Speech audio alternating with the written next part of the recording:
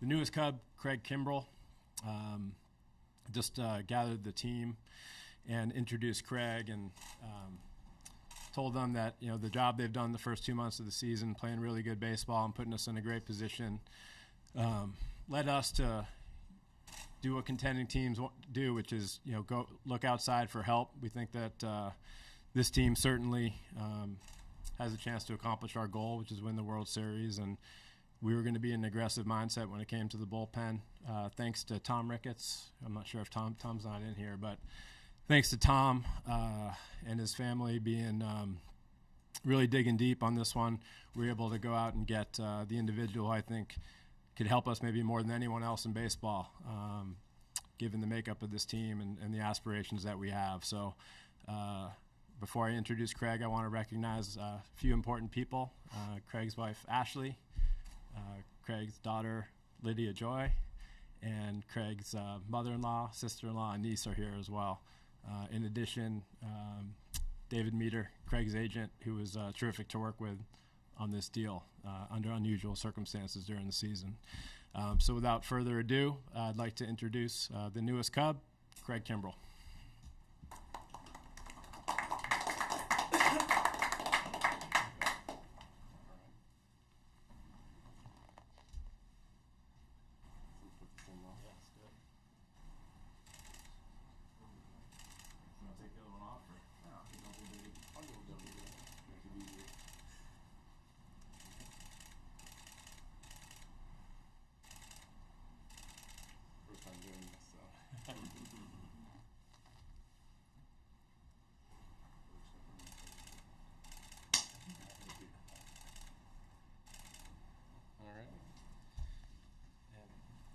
Craig and I are happy to take everyone's questions.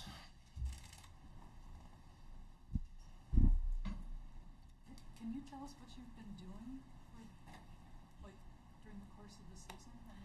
Yeah, I've been doing my best to stay ready. Spent a lot of time down in Florida, right outside Orlando. Was down there training, working out every day. Early on, I tried to simulate the best I could spring training, and then working into the season. And as we worked through this, we could kind of see the prolonged time that this might take, and I worked out accordingly. And probably at this point, I've probably long tossed and thrown as many bullpens at this point as I ever have, but definitely feel good and ready to go. After getting together with Theo and Joe and the group, what do you think a realistic turnaround time is for you joining the team? Yeah, I mean, we've sat down, we put a game plan together, and something to work off of. But at the end of the day, it's based off how I recover, how I get ready. This isn't about getting back on the field as fast as I can. This is about being the best that I can in October and down the stretch, and doing what I came here to do for this team. Craig, not often do free agents sign in June. You and Dallas obviously have. What do you attribute waiting until June here to sign with the team? The reasoning, or Yeah. I think there's a lot of reasonings, I guess. I don't think sitting here talking about me signing and becoming a Cub today is. I don't want to dig too deep into that. I think there's a lot of aspects on both sides, and there's a time and a place to talk about those and discuss those. And I don't think today is that. How hard was the uncertainty that you dealt with over the last couple of months? I don't think it was too bad. I've been through a lot in the last year and a half, personally and on the field, and so I don't think waiting around trying to find out who I'm going to work for the next year has really been the hardest thing I've been through. So. If anything, there was blessings in it as well. Get to be at home, spend time with family. That was a blessing. So when you say that, what made this the right decision for you? Well, from the beginning, as soon as Theo and David got on the phone, we knew this was heading the right direction just by the conversation, the back and forth, the willingness to negotiate and get to this point. We both wanted this to happen, and that's why I'm here. Craig, how much interest did the Cubs show in you during the winter, and kind of what was the process during the season as far as when it picked up and how it got to this point? There's definitely interest there. We never moved forward on it. But as we got to this point, they realized, and I realized this is something that we could do, and it happened. Theo, when did it sort of get serious for you? Well, David and I stayed in touch, a little bit this winter, and then certainly during the first couple months of the season, and we reconnected maybe a couple weeks before the draft, and started to get serious. I think when I'd say last Friday, Craig threw a bullpen, and we sent one of our scouts, Joe Nelson, and then our super scout, David Ross, to go see the workout. Actually, it's a funny story, but Rossi actually caught Craig's first pitch he ever threw in the big leagues. And then he's there watching him throw a bullpen, getting ready to sign as a free agent.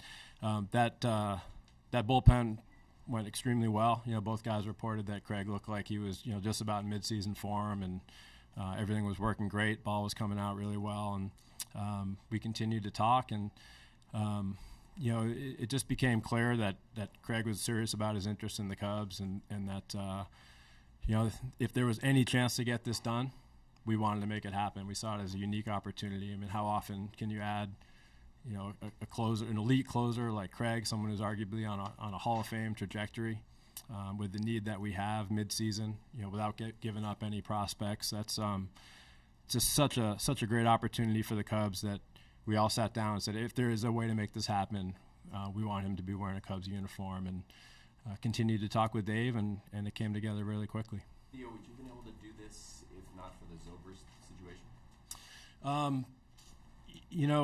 There are always things that change in season. There's always a number of factors that, sometimes you end up taking on more expenses than you anticipated. Sometimes money frees up and become available. I don't think it's appropriate to go into great detail about our financial situation, but I'll say this: the fact that Craig is here and his addition, that doesn't in any way impact Ben Zobrist's situation. We're here for Ben. He's part of the Cubs family, and he knows that the door is open for him if it's ever an appropriate time for him to return. And it'd be wonderful to see both those guys wearing Cubs uniforms together at the same time. So they're not related at all in that manner, but obviously things changed a little bit with our financial situation in season, as can happen from time to time, allowed us to be a bit more aggressive.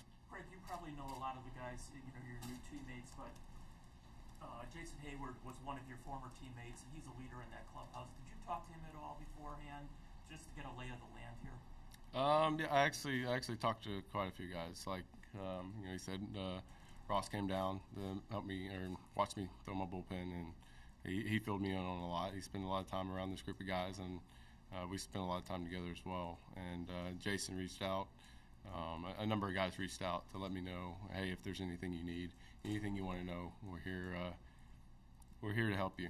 And when Jason reached out to me, he wrote me a real long text, said he wanted me here, this and that, and I replied to him that all I needed to know was where should I live and what number am I going to wear. And he enjoyed that. And then that night, everything came out that we were going to be coming here. So I'm excited. I'm very excited. I want to go ahead and say something, before I answer any more questions, just so I have time to do it. That through this process, I've been able to go through this pretty easily. Standing and where me and my agent David were, watching and how it might unfold. So it was a little bit easier for me. But I just want to thank my family and my friends. I knew it could have been tough on them because they wanted the best for me, and for me to tell them, hey, everything's going to be fine, and not really knowing. They were strong, and that was appreciative. And obviously, I want to thank David. He's not just my agent; he's one of my best friends, and he was amazing through this. It definitely wasn't easy through the long haul, but definitely here at the end, it's been very easy. Craig, what is your Wrigley experience been like, and what are your expectations of being a Cub and being in Chicago? My Wrigley experience has been great. I haven't been here in quite a few years. I think the last time I was here, I was in San Diego. The stadium was still under construction, so I'm going to be walking out into a brand new ballpark that I've never been in.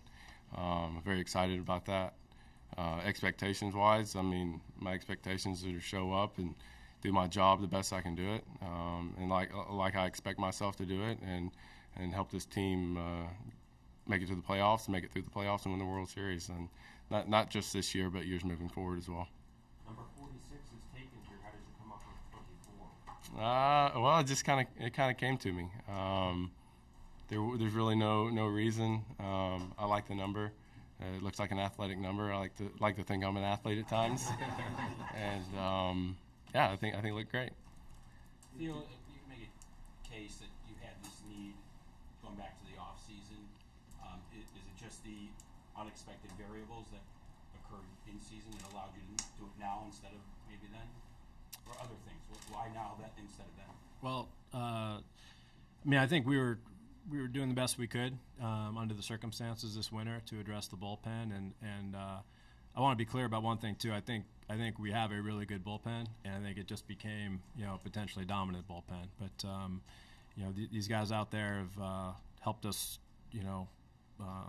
get to this point in first place. We have a number of guys throwing the ball really well, and when you add someone like Craig, it just kind of slots everybody else in a little bit earlier in the game, and a chance to have a really special bullpen. But no, we were doing what we could to address the bullpen this winter. It was not a situation where we were going to be able to sign Craig this winter. For a number of reasons, and as things changed on both sides in season, it became more realistic, and we were able to make something happen. But I think we knew, and we've been open with you guys as far back as spring training, that this was going to be a year that we had to kind of read and react in the pen. We were going to be aggressive bringing guys up from AAA, which we had, and we said that at some point we're going to be aggressive outside the organization, whether it's and we said it's most likely through trade, and that still remains a possibility. But the fact that Craig was available as the single best guy, in our opinion, to come help from outside the organization made this such a desirable move for us. What would the first steps be for Craig? First step is going to throw a bullpen tomorrow, and then head out to Arizona and have sort of a condensed spring training of sorts. He'll throw a couple of bullpens, then face live hitters, and we'll kind of get a gauge on where he's at from there, listen to Craig and how he's feeling, and at some point make a rehab assignment. And we're not going to rush it, as Craig said. It's going to be tempting, to get him here as soon as possible. But we're trying to plan this thing the right way so that he can be in a position to succeed, not just immediately, but all the way through October. And that's going to be our guiding principle as we go. Craig, can you expound on the experience of just not knowing? You emotional, as you talked about your family, not knowing, being hard on them. What was it like for you? What sort of things did you do? I tried to. I mean, like I said, I was part of the conversations. We kind of understood kind of how the lay of the land was going throughout the offseason, the offers that we were getting, the offers we were not getting, and what position we were in, to where my family and friends had no clue. They were on the outside looking in. I couldn't let them know. I couldn't, especially the people closest to me. I still couldn't fill them in on what was going on. I obviously had a lot of players reaching out, wanting to know, hey, what's going on? Couldn't do that. Kind of had to stay in my shell for a little bit and let this thing ride out. To say, am I surprised? No. I think everybody looked at last offseason as well. But am I disappointed at where I am right now? No, not at all. I'm very happy where I am, and I'm ready to. I'm glad that I've made it through this process, which was tough, and then hopefully we can get this worked out between players and the owners moving forward, and that's a different conversation. But at this point, I'm ready to be a Cub, be here for a couple of years, and help this team do a lot of winning. Craig, you have a lot of out pitches, but hitters have always said that it's your rising fastball in the zone that just gets them all the time. One hitter described it as a 2-iron off the tee, it just keeps rising. Is there anything that you do that makes it do that, or is that just natural motion? Well, I'm a little shorter than most pitchers, so I guess that helps. Arm angle. I think a lot. This is my arm slot and how I come through the ball. I'm not trying to throw it up, because if I did that, I'd throw it off the backstop. But it's different things, just manipulating the ball, creating spin, and understanding that, and when it plays and when it doesn't. We've definitely seen over the last couple of years how hitters have adjusted their swings to hit pitches like that. So I still got to be able to throw the ball down as well. As much as my high fastball can play, it's only as good as how well I can command the bottom of the zone as well. Craig, this is obviously untraditional as far as a kind of a quick spring training for you here. What are your expectations for yourself, and do you think the time off can actually maybe pay off? You'll be fresher down the stretch. I definitely feel great right now. I'm pretty strong. I had to back off my workouts because I was becoming a football player in a sense, so I had to back off a little bit. But I'm healthy. I feel great. I'm ready to get out there, face hitters. It's tough to simulate that when there's the unknown, not knowing if I was going to get a phone call the next day and be shipped out, or if someone was going to want to come down and watch me throw the next day. And mentally, I'm not throwing my bullpens at 98 miles an hour. At least I don't think I am. And that soreness that I'm going to have to learn over the next week or so. Far enough into my career, I can manage my body, and that's part of the reason that I'm at this point in my career. So I'm just going to do that, see how it plays out, and get back here hopefully on the time frame that we have set. Have you had a baseball guru throughout your career, someone that you turn to when things go a little off, or you need a little bit of positive reinforcement? You're talking about just mentally? Well, mentally and your mechanics. Mechanic-wise? I learned at a young age. I worked with a lot of coaches from one year to the next, going to high school, going to college, going through the minor leagues, being in it's my fourth team now. And I've learned from each and every person that I've worked with. To say that I have one person that I can go to that can wrap it all together, I think as a professional, that's kind of my job. But there are people that I lean on, and a lot of times it's usually the pitching coach or the guys around me on the team, or it could be anybody. But to put that on one person inside the game or outside the game, I don't think I can really do that.